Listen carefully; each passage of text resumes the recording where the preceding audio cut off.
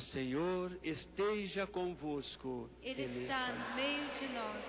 Proclamação do Evangelho de Jesus Cristo segundo Mateus. Glória a vós, Senhor. Naquele tempo, disse Jesus: Ai de vós, mestres da lei e fariseus hipócritas, vós fechais o reino dos céus aos homens. Vós, porém, não entrais, nem deixais entrar aqueles que o desejam. Ai de vós, mestres da lei e fariseus, hipócritas, vós percorreis o mar e a terra para converter alguém, e quando o conseguis, o tornais merecedor do inferno, 2 vezes pior do que vós. Ai de vós, guias cegos, vós dizeis: se alguém jura pelo templo, não vale, mas se alguém jura pelo ouro do templo, então vale. Insensatos e cegos, o que vale mais, o ouro ou o templo que santifica o ouro? Vós dizeis também: se alguém jura pelo altar, não vale, mas se alguém jura pela oferta que está sobre o altar, então vale. Cegos, o que vale mais, a oferta ou o altar que santifica a oferta? Com efeito, quem jura pelo altar, jura por ele e por tudo o que está sobre ele. E quem jura pelo templo, jura por ele e por Deus que habita no templo. E quem jura pelo céu, jura pelo trono de Deus e por aquele que nele está sentado. Palavra da salvação. Glória a vós, Senhor. Nós podemos assentar cantando o refrão do salmo, abrindo nosso coração para aquilo que Deus tem ainda a nos falar. O Senhor ama seu povo de verdade. O Senhor ama seu povo de verdade. Mais uma vez. O Senhor ama seu povo de verdade. O Senhor ama seu povo de verdade. Que as palavras do Santo Evangelho perdoem os nossos pecados. Acabamos de ouvir a continuação do capítulo 23 de Mateus, que já começamos a meditar na semana passada e ainda continuaremos amanhã depois. E a gente fica impressionado. Jesus, que tinha sempre palavras tão doces, palavras tão meigas, de repente, Jesus passa a usar um vocabulário pesado. Textos fortíssimos, termos pesados demais. Fariseus hipócritas, raça de víboras, sepulcros caiados, geração adúltera. Por que será que Jesus usou palavras tão pesadas para os fariseus? Quem eram esses senhores? Quem eram esses mestres da lei? Que mal tão grande fizeram eles para receber chapuletadas tão fortes de Jesus? E a gente fica mais abismado ainda quando a gente estuda um pouquinho e descobre quem eram eles. Eram criminosos? Eram bandidos? Não. Eram homens religiosos. Todos eles. fariseu, mestre da lei, saduceu, significa um rito religioso, um grupo religioso. Mas que crime tão grande cometeram esses homens para que Jesus tivesse as palavras mais pesadas do Evangelho, ao lado de palavras tão bonitas que Jesus teve para os piores pecadores? Fariseus eram homens religiosos, homens que sabiam a Bíblia de cor, demonstravam e demonstram ainda publicamente a sua fé. Anda sempre com um trechinho da Bíblia amarrado na cabeça, um pedacinho de couro, dentro tem um versículo bíblico, a roupa tem uma franja larga, aqui na mão eles amarram uma correia e dentro tem um versículo bíblico citado. Na porta da casa deles tem uma pecinha especial e lá dentro tem um versículo bíblico. Sabem a Bíblia de cor. Pagam o dízimo até do hortelã. O que é que significa isso? Que se nascer 10 pezinhos de hortelã no quintal, eles arrancam um e levam para o templo. São rigorosos. Jejuam várias vezes. Fazem orações públicas várias vezes. São rigorosíssimos na alimentação. Não come nada que é impuro. Até hoje. Israel, quando importa carne, por exemplo, não importa de qualquer país.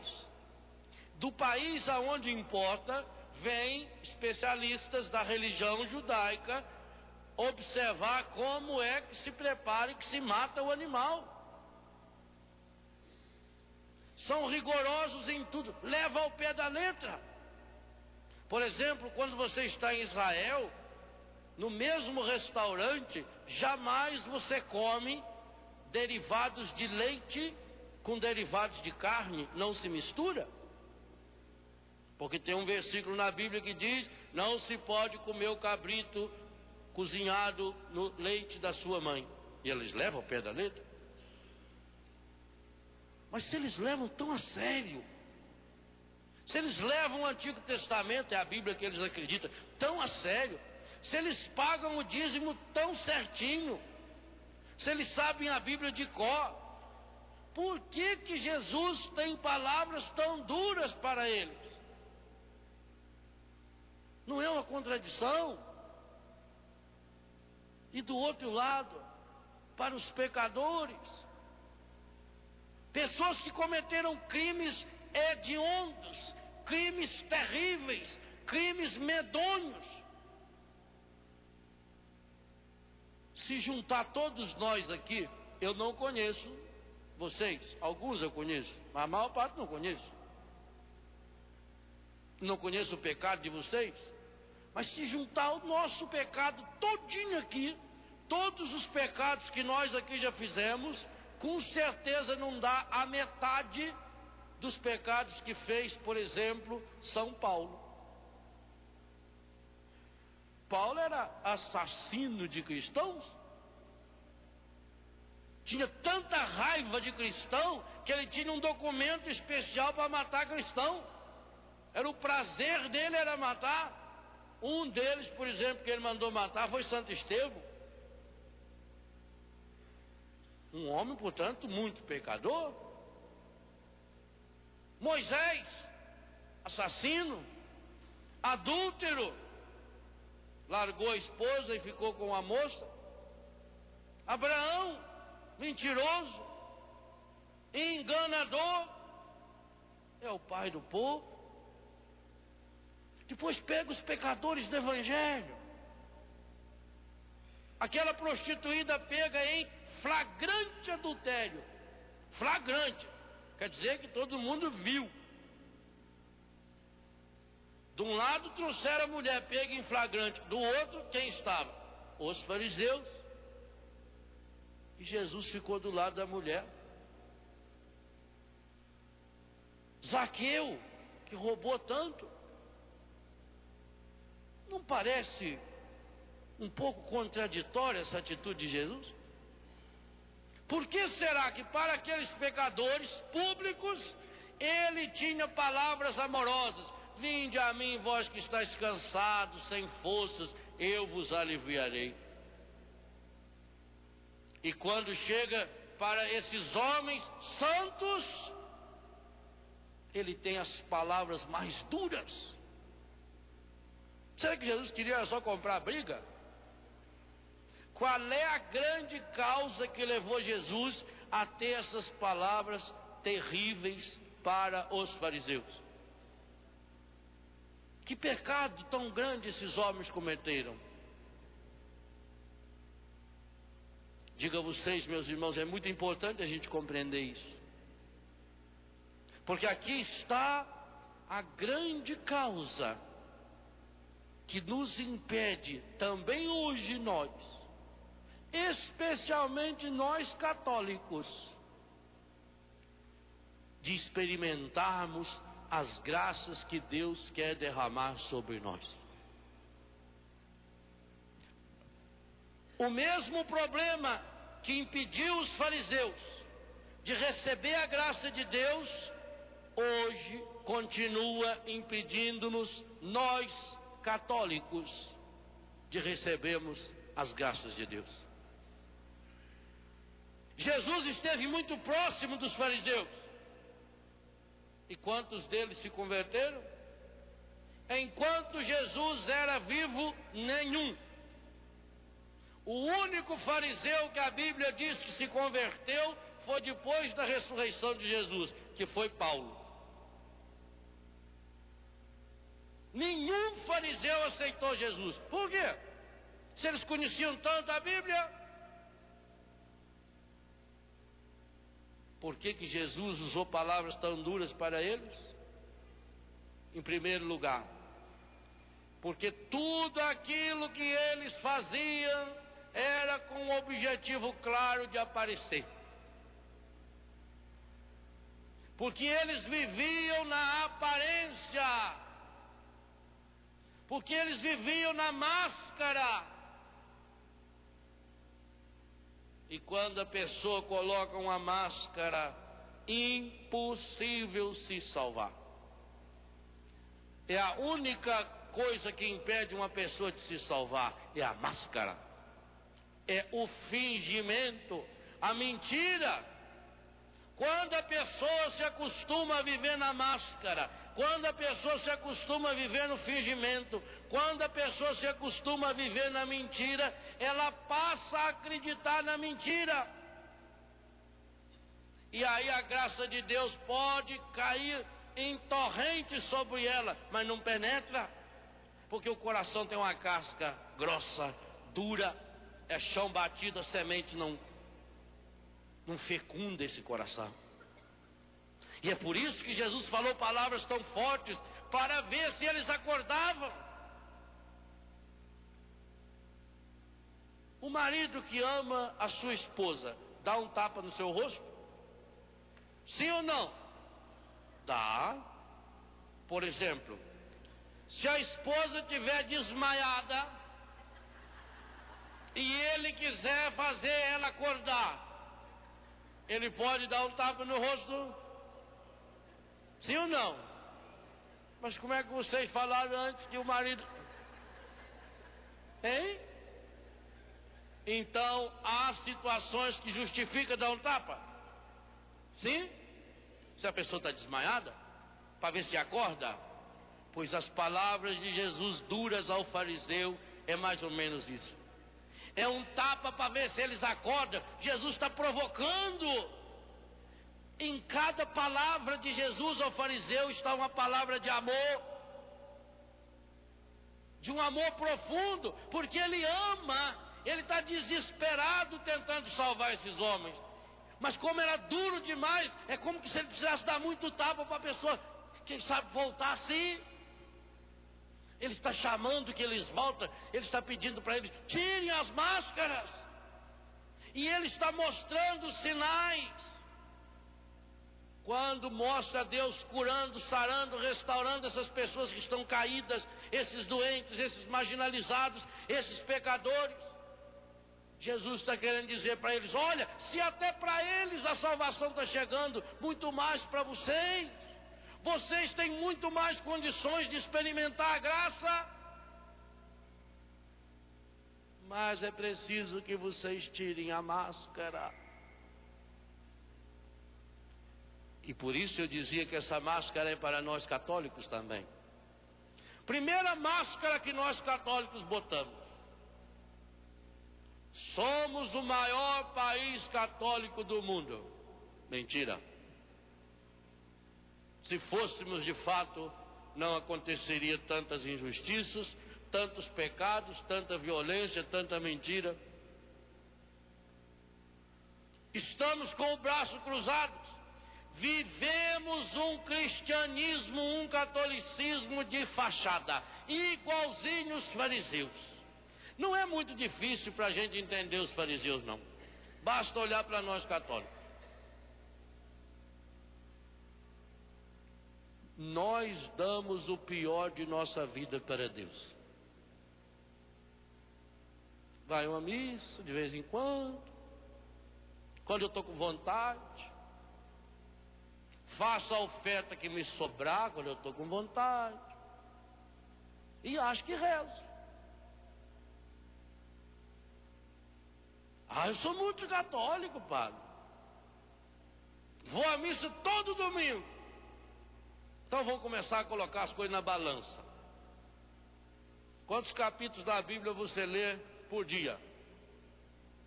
E quantos capítulos de novela assiste? Uai. Obviamente que se é católico vai pesar mais o capítulo bíblico. Verdade?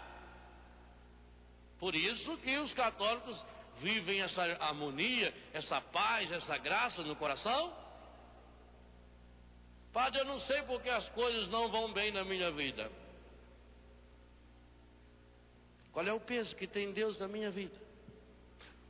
O que da minha vida eu dou para Deus? Sabe o que é triste? Somos iguaizinhos os fariseus. Damos o pior. Por exemplo, fazia-se o culto para reparar o pecado. O bode expiatório. É daí que vem essa expressão. Então levava um bode ou um bezerro. Aí levava para o sacerdote no templo. Ele matava o animal. E queimava o animal inteiro? Não. Queimava o chifre, o pé, as tripas e o couro.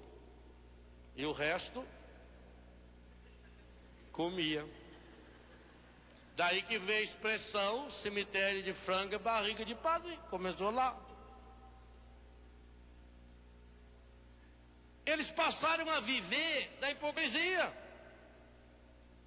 Quanto mais o povo ia lá prestar culto para pagar pecado, mas eles se alimentavam do bom e do melhor. Mas acontece que o povo não podia trazer o bicho. Porque se o povo era impuro, o animal do povo também era impuro. Então o povo tinha que comprar animal de quem? Deles. Eles vendiam. A que preço? Eles colocavam o preço que queriam.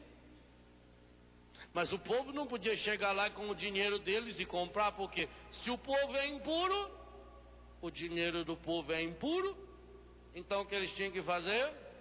Trocar o dinheiro, o câmbio. Por que que Jesus chega no templo derrubando a mesa dos cambistas? Porque eles tinham que trocar a moeda. A moeda do povo não valia para comprar as coisas do templo. E qual é a relação da moeda? Quanto valia? Aquilo que eles precisavam. Percebe o que se transformou? Numa hipocrisia pura. E não é isso que vai se transformando também tantas e tantas vezes o nosso jeito de viver a fé? Vamos à missa.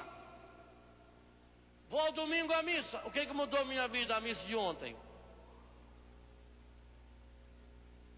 O que essa missa hoje vai mudar a sua vida? A sua também em casa. O que vai mudar? Se não mudar nada, não vem mais. Para quê? Vamos economizar eletricidade, vamos economizar a hóstia, economizar uma opção de coisa. Se não muda a minha vida, então eu estou na beira da praia olhando, mas não estou nadando. Estou vivendo nessa hipocrisia. Então eu estou indo lá só para cumprir tabela. Deus não precisa de tabela. Deus não precisa da minha oração. Deus não precisa que eu vá à missa ou deixe de ir à missa. Quem precisa da oração sou eu. Quem precisa da missa sou eu. Quem precisa de Deus sou eu. O fariseu, com o tempo, ele começou a achar que Deus precisava dele. Que ele estava fazendo um grande favor para Deus. Que Deus estava devendo obrigação para ele. Ele foi se colocando num pedestal. E é isso que Jesus quis ensinar. Que Deus nos ama tanto, que Deus, Ele veio e se fez um conosco. Mergulhou no fundo da miséria humana. Deus, para salvar a humanidade, se despiu de tudo. De toda a sua honra, de toda a sua dignidade. São Paulo escreve isso de uma forma maravilhosa.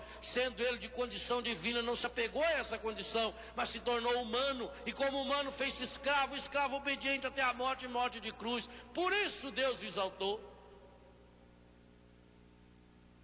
Mas o farisaísmo começa a achar que Deus depende dele, que está fazendo um favor.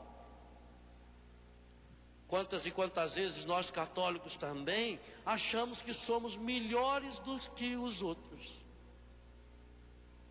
Quando você pedir uma oração de cura, por exemplo, por que Deus vai atender minha oração? Quando eu vinha para cá hoje, eu vinha pensando um pouco isso, vendo algumas pessoas jogadas aí a poucos metros da nossa igreja aqui. Quem sabe pessoas que passaram a noite inteira jogadas, pessoas fedendo, pessoas sem comida. E eu comecei a me perguntar, será que Deus agora vai escutar a minha oração? Porque eu, o Padre Léo, junto com o Padre Guedes, vamos rezar no Santuário do Coração de Jesus, junto com uma comunidade, inclusive pela televisão. Mas não vai atender aquele povo que talvez não sabe rezar? Ah, ele vai atender o Padre Léo, ele vai atender você porque nós somos carismáticos, ele vai nos atender porque nós somos católicos, Deus vai nos atender porque nós sabemos fazer oração, e não vai atender aqueles porque não sabe fazer oração? Sim, não sabe fazer oração por quê? Porque nós que deveríamos evangelizá-los não evangelizamos, porque nós que deveríamos amá-los não amamos, porque nós só pensamos em nós mesmos. A grande máscara que Jesus quis derrubar do farisaísmo é porque o fariseu só pensava em si. O fariseu se achava sempre o máximo. Ele achava que Deus criou o universo inteiro para ele. E esquece de partilhar. E esquece de mudar de vida. E é por isso que perde essa dimensão de luta. Hoje, quando nós contemplamos a figura de Santa Mônica, essa mulher que durante tantos anos rezou primeiro pela conversão do marido e pela conversão do filho. Ela teve 3 filhos. O que mais deu problema para ela? Agostinho. Agostinho era muito inteligente. Agostinho lia tudo quanto é livro que existia. Buscou a resposta em várias filosofias. A época que Agostinho viveu era mais ou menos como hoje, muito mais do que hoje no sentido das ideias, as seitas, as filosofias. Agostinho misturou muito a filosofia que vinha da Grécia, da África, portanto, Grécia, Europa, África, Ásia. Um homem que foi fundo no pecado. Um homem que buscou Deus. A mãe estava rezando para ele se converter. Ele estava buscando Deus. O filho que mais deu trabalho foi um dos homens que mudaram a história da humanidade. Uma das inteligências e do coração mais lindo que a igreja tem. Tanto que viveu há 1600 anos atrás. E continua influenciando até hoje o nosso coração. Graças a Deus, Mônica não julgou pela aparência. Quem sabe se ela fosse julgar os filhos, ela ia dizer: eu tenho uma ovelha negra, não vale a pena lutar por ele. Eu tenho 3 filhos, eu amo os 3, amei igual. Eu não tenho culpa se o Agostinho tem essa pá virada, se é essa ovelha negra. Não tenho culpa, vou fazer o quê? Eu lavei as minhas mãos. Eu não quero, mas eu entrego os pontos. Também não vou querer que tudo seja igual. Ao menos a maioria dê certo. Tem 2 que são bonzinhos. Eu não sei nem o nome dos 2. Você sabe? Mas ela persistiu. Ela insistiu. Com certeza. O que falavam as comadres da dona Mônica? O que vocês acham que falavam? Acha que mudou? Se a senhora fosse vizinha dela, o que falaria? Tendo aquele filho beberrão, que vivia na prostituição, inclusive engravidou uma moça e não assumiu. Que conselho a senhora daria para ela? Mas ela persistiu, foi além das aparências, foi além das máscaras. E aquele filho se tornou o grande santo que ajudou a mudar a história da humanidade inteira, tornando-se mais tarde sacerdote e depois bispo de Hipona. O grande homem, aquele homem que experimentou a certeza de que o nosso coração sempre vai estar inquieto buscando alguma coisa e que só vai repousar de fato quando encontrar-se com Deus. Hoje a palavra de Deus quer fazer um convite a cada um de nós. Quais as máscaras que precisamos tirar? Quais as máscaras que precisamos pedir ao Espírito Santo que arranque de nosso coração hoje, para que possamos experimentar a alegria que experimentou Mônica, Agostinho e o próprio Cristo? No que precisamos mudar? O que essa missa vai mudar a minha vida? Está na hora do católico tomar posse da graça de Deus. Ou nós acreditamos na Eucaristia, ou é melhor não comungar. Sabe por que acontece poucos milagres em nossa vida? Porque não acreditamos no milagre. Você acredita de fato que a Eucaristia é o corpo e o sangue de Jesus? Ora, se o Espírito Santo, usando um pobre pecador feito eu, pode transformar aquele pão e aquele vinho no corpo e no sangue de Jesus, não pode também transformar a sua vida? O que é mais fácil? Transformar um pedaço de pão no corpo e no sangue de Jesus Cristo, Filho de Deus? Ou transformar um Filho de Deus, que somos nós, naquilo para o qual nós somos chamados de fato a ser? Muito mais fácil. Mas é preciso tomar posse da graça. Nós não podemos ficar como os fariseus, meus irmãos, que põem uma máscara, que se contenta. O fariseu é um conformado na vida, nós não podemos ser conformados. O cristão é aquele que não se conforma, é aquele que vai atrás, é aquele que luta, é aquele que insiste, é aquele que persiste. E por isso que Jesus fala grosso com eles. Como o marido que dá tapa, ou a esposa que dá tapa, ou a mãe que dá tapa na cara de um filho, para ver se ele volta a si quando está desmaiado. Talvez a gente esteja precisando levar esses tapas de Deus, para ver se a gente volta, porque a gente está com uma fé desmaiada, parada. Qual é o sentido que está tendo sua vida? Será que sua vida não está parada demais? Ah, padre, mas eu já tenho 50 anos, eu já tenho 60 anos. Então morre. Se não morreu ainda, você tem a eternidade inteira pela frente. Você está só no começo. O cristão tem que ser diferente. Eu sonho com um cristianismo que muda o mundo. Ah, eu também queria mudar o mundo, padre. Então começa a mudar o seu mundo. Agora, faz uma pergunta nesse final de reflexão de hoje. Quando eu chego num lugar e as pessoas estão falando as conversas corriqueiras do mundo, o que a minha presença muda?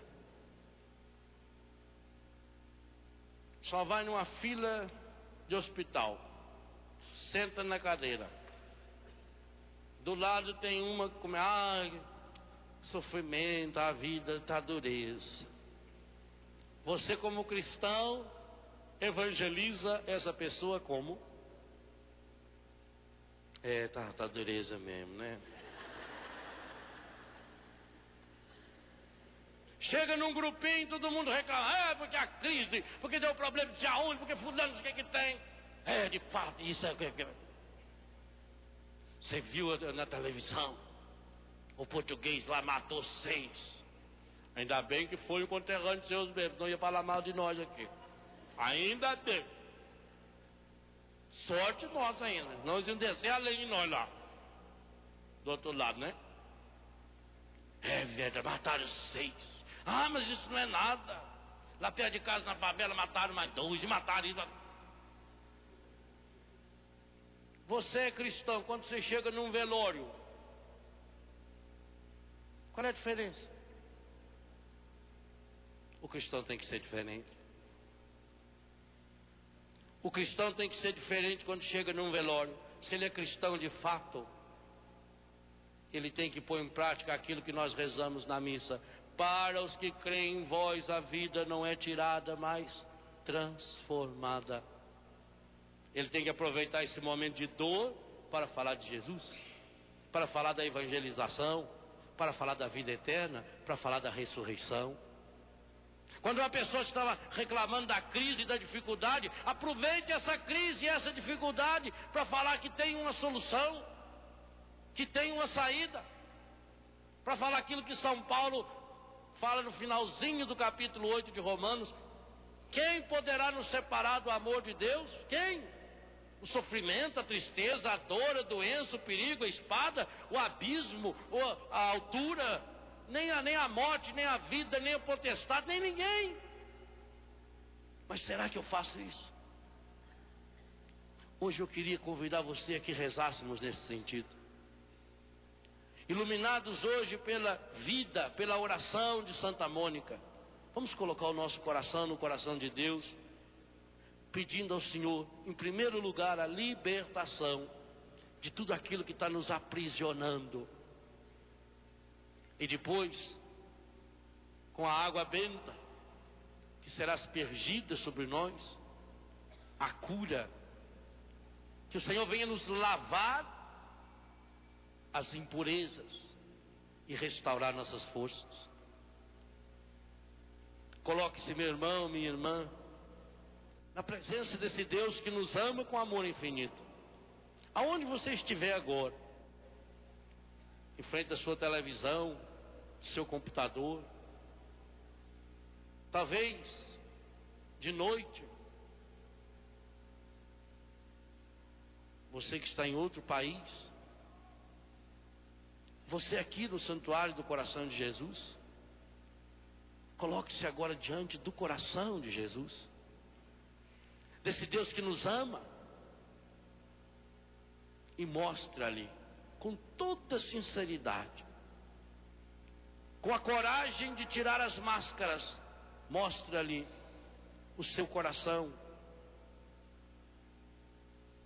E tenha coragem de mostrar também aquilo que o farisaísmo que o mundo nos ensina foi provocando em nós e através de nós.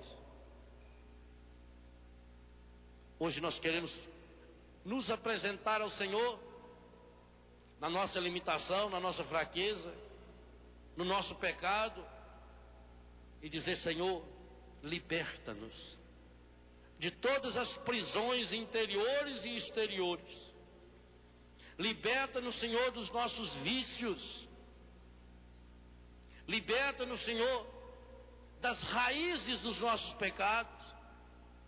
De modo especial, hoje nós suplicamos: liberta-nos, Senhor, de todo o pessimismo, do negativismo, Senhor. Quantas e quantas vezes nós temos oportunidades tão importantes para falar do Teu amor, principalmente quando as pessoas estão vivendo dificuldades e problemas, Senhor. Nós sabemos que uma pessoa no desespero, ela é capaz de fazer qualquer coisa. Nós sabemos, Senhor, que a perda de um ente querido, o momento de uma dor, o momento de um sofrimento, de um desemprego, de uma decepção, é uma hora tão oportuna para levarmos uma palavra de consolo, de conforto, de esperança, de alegria. Mas infelizmente não temos feito isso, Senhor. Quantas e quantas vezes, Senhor, nós só ajudamos a somar, nós só aumentamos o número daqueles, Senhor, que falam mal, que reclamam, que brigam, que criticam. Perdemos tantas oportunidades, Senhor, de anunciar o Teu reino. Hoje queremos pedir a graça da libertação desse tipo de farisaísmo, Senhor. Dessa máscara, a máscara do pessimismo, desse espírito de derrota, que vai nos amarrando, nos enfraquecendo, tornando-nos homens e mulheres fracos, amarrados, pessimistas, que se deixam levar por toda e qualquer situação, por menor que ela seja. Pai Santo, Pai querido, Pai amado, queremos renunciar hoje, em nome de Jesus, todo espírito de pessimismo, todo espírito e sentimento de derrota que o mundo vai tentando colocar em nosso coração, para que não acreditemos mais que em Cristo, Seu único Filho, Pai, nós somos mais do que vencedores. Pai Santo, Pai querido, Pai amado, olhando hoje para Santa Mônica, nós queremos renunciar todo espírito de derrota. Nós queremos renunciar, Senhor, toda palavra e todo conselho negativo, de abandonar aquela pessoa, de abandonar aquele filho, de abandonar aquela causa. No mundo, Senhor, onde as pessoas desistem tão fácil, desiste do marido, desiste do filho, desiste da esposa, desiste do amigo quando dá problema. O mundo de hoje não conserta mais, Senhor. Nós aprendemos a não consertar mais nem as coisas simples. Nós aprendemos a jogar fora o que estraga, Senhor. Não consertamos mais um sapato, uma roupa. É mais barato comprar novo do que consertar.